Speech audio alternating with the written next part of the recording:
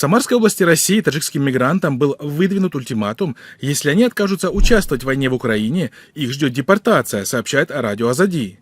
По данным издания, обращение от властей региона к постоянно проживающим в области таджикским мигрантам передал глава общественной организации «Региональная национально-культурная автономия таджиков Самарской области» Суннатулло Назриев.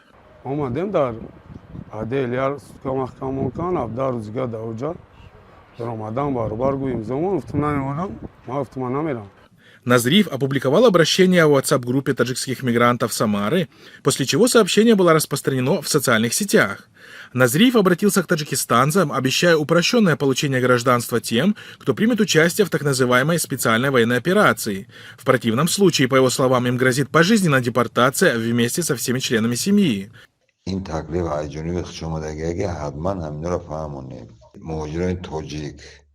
گرزنی رسیان ایبیسمان توشا سولارا کدوم هست مرحمت رفته روی خطی برای رفتنی کنترکت کنن اگر همین کار نشود یکم مرد سر میکنه ریده.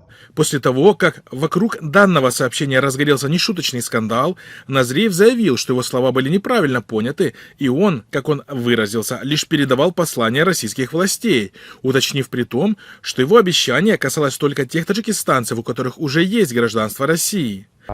Соответственно, дар авал онҳо документи мара нахостан қабул кунанд. Гуфтанд ки шумо бояд контракт подписать кунед барои ҷанг рафтан.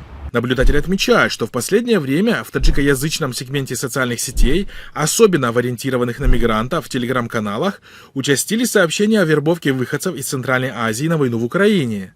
Эти сообщения содержат заманчивые предложения о заработке в 1 миллион рублей и обещание элитного статуса в специальных военных подразделениях.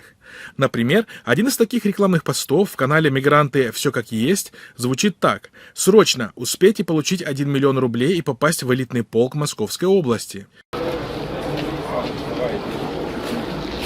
Также вербовщиками обещается ежемесячный оклад от 200 тысяч рублей, первоклассное снаряжение, включая дроны и тепловизоры, а также подготовка у инструкторов высшего класса.